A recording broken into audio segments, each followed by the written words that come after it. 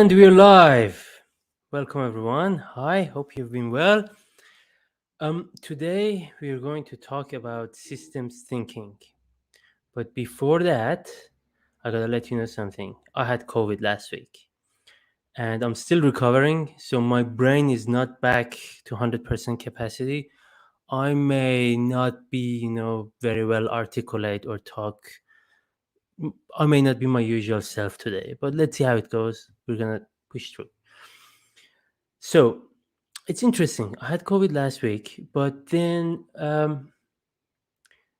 over the break, Christmas break in December, I went overseas. Actually, I went back home to Iran after 2 years visiting my family. It was really good. It was amazing. Loved it. Really, really needed that holiday. Really, really needed that travel. But I didn't get COVID. So I traveled halfway across the globe. I had a stopover in Dubai and I visited two different cities in Iran, visited lots and lots of people, didn't get sick. I came back to Australia and it was about over a week, like 10 days after we arrived or so, close to 2 weeks after we arrived. I can't remember exactly how many days. And then I got COVID. So funny, you think you'd go overseas and you have to be more careful, and you're back in Australia and you get COVID. So it's funny situation that we live in today. Now, what we're going to do today is we are going to talk about uh, the laws of systems thinking, Peter Senge's laws of systems thinking, specifically law 2, 3, and 4, as it applied to my situation, what basically happened to me going overseas, not getting COVID, coming back to Australia, getting COVID, and see, how it plays out. So uh, before we start, I have to say something that I'm not a public health professional or a doctor or anything. My area of expertise is in systems thinking, is trying to identify unforeseen consequences of decisions or feedback loops in a system. So these laws that we're going to talk about today, the harder you push, the harder the system pushes back. Behavior grows better before it grows worse, and the easy way out usually leads back in. I went overseas, didn't get COVID, came back to Australia and got it, and made me thinking. What is happening today in Australia is something that happened about 2 years ago in many different countries. So they had a spike and the cases started going down, or it started balancing out more or less. I mean, it's going up and down, but more or less. But in Australia, because we have been secluded, because we have been isolated from the rest of the world, this spike has been delayed. Actually, it didn't happen when it was supposed to happen, when it happened in other countries in the world. And as you know, we've been all in lockdowns and pretty difficult situation, and as uh,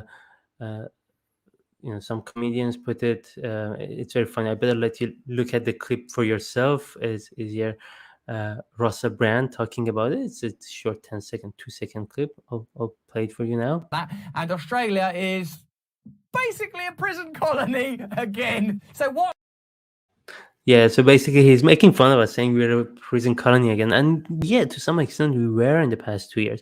But luckily, thanks God, it's all over now, and all the lockdowns are finished.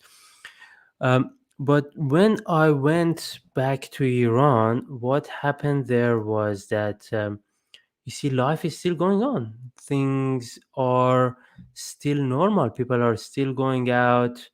They go to restaurants, and they go to movies and things like that. There were some restrictions. They keep putting little bit of restriction and then getting rid of it every once in a while when things get really bad. But overall, I mean, people are still traveling, people are still meeting each other. Some people wear masks, some people don't. Some people are vaccinated, some people don't. A lot of people get sick with COVID. Most of them are mild. Some of them go to the hospital and some of them die.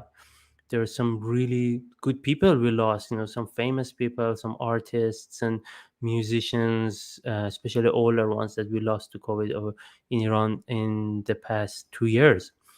But overall, you don't feel that vibe that you feel in Australia. You don't feel that fear, and you don't feel that. I mean, some people still do it. I mean, some people are still afraid, and you can see it in their behavior. But generally, you don't see it, and it's mostly left to people to do the right thing rather than the government forcing us to do the right thing.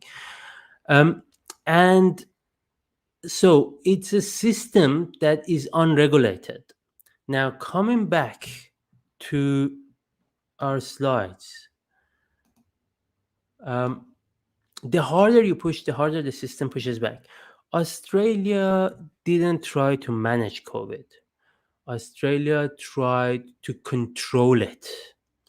Australia didn't try to understand the system and nudge the system. Australia tried to bend it to its will, right? If you remember, when it all started, do you remember this one, flattening the curve? That's what we were talking about at the beginning, right? There's going to be a spike. We're going to flatten the curve, make it smooth. Over time, we increase our hospital capabilities, and we're going to reduce suffering because of that. But now, what ended up happening is we didn't really flatten the curve. We got too cocky, right? We wanted to get rid of it completely. And even worse, we didn't increase our healthcare capability. We didn't build hospitals. We didn't train more nurses. We didn't have immigration programs for nurses. Even the immigration programs that we had, we stopped them, so less nurses could come into Australia. And instead, where did we spend our money? Things like COVID camps, right? So this one, I think, is in Northern Territory, if I'm not mistaken. But Victoria is also having, if I'm not mistaken, an approved plan for a COVID camp, right? Why not a hospital? Why, instead of trying to hide this problem and push it away and ignore it, acknowledge that it exists? In my opinion, COVID is a natural disaster, right? Like an earthquake or a tsunami. You can't stop an earthquake or a tsunami. All you can do is prepare for it so that suffering is reduced, right? Let's say, for example, in the case of an earthquake, you can build better houses, better buildings. You can build roads that take into account that, if there's an earthquake, we need to send aid or, send help to these people. You can take those into account. You can improve your hospitals and things like that, but you can't stop it. Same deal here.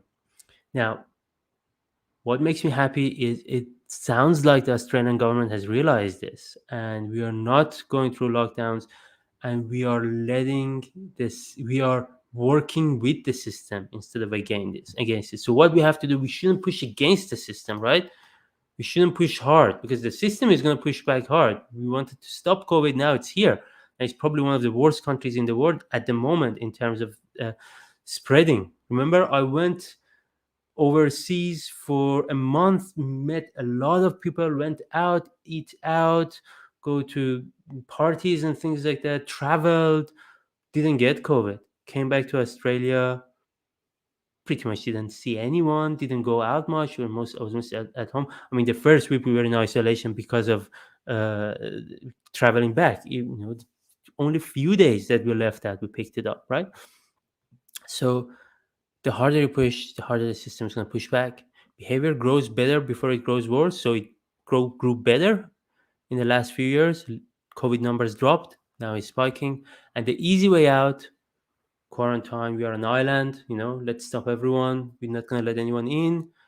And we're going to manage that. And with lockdowns, try to avoid it. Usually leads back in. At the end of the day, we're back. And I hope other states, and I don't even know what New Zealand is doing, they learn from this. And instead, what we should be doing is this one, principle number 8. Law number 8. Small changes can produce big results, but the areas of highest leverage are least obvious. What are the areas of highest leverage? So maybe it's more nurses coming into Australia. Maybe it's building more hospitals, but maybe it's something else. Maybe the solution has been staring us in the face and we don't know it. But the thing is, look for areas of high leverage and work with the system instead of against the system. Now, I would like to hear your thoughts in the comments, please, or reach out to me and let me know what you think. Remember also the last law I've been having a go at the Australian government, but I have to remind myself there is no blame. Even people who make these decisions are within the system, so they're not above the system, right? So no blame, really. We don't want to blame anyone. That's not helpful. Um, but yeah, what do you think? Uh, what's your opinion about this, and how can we apply systems thinking to better understand the ecosystem, the landscape that we are at, including COVID, and how can we live with it or eradicate it, or I don't know. Yeah, live with it basically. I guess that's the two options: getting rid of it or living with it. Let me know in the comments. Would be interested to hear your thoughts, and hopefully this was good. Hopefully you enjoyed it. Thank you so much, and we're gonna end broadcast now.